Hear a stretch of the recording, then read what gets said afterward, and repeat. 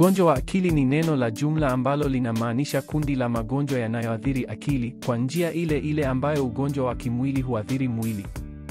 Unaweza kuvuruga uwezo wako wa kufanya kazi, kufanya shughuli za kila siku au kuwa na mahusiano ya kibinafsi ya kuridhisha.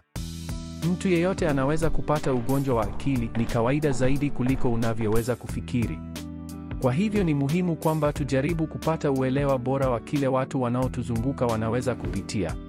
Gundua mabadiliko unayoyaona ndani yao na uwaulize ikiwa pia wameona mabadiliko yoyote. 50% ya watu nchini Australia wanapambana na ugonjwa wa akili wakati fulani wa maisha yao.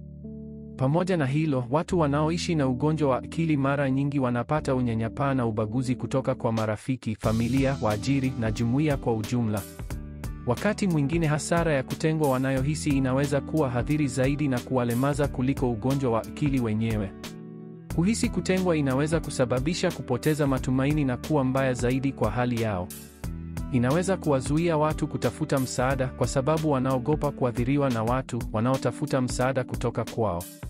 Unyanyapaa huwafanya watu wengi wahisi aibu ya ugonjwa wao wa akili. Unapokutana na mtu ambaye anataka kuzungumzia ugonjwa huo au dalili zake, ni muhimu kuwasikiliza na kuwafanya wahisi hawako peke yao na kwamba suala lao ni muhimu. Wahimize kutafuta msaada.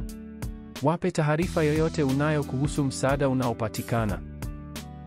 Ikiwa wewe au mtu unayemjua anahitaji msaada haraka, piga simu kwa 03.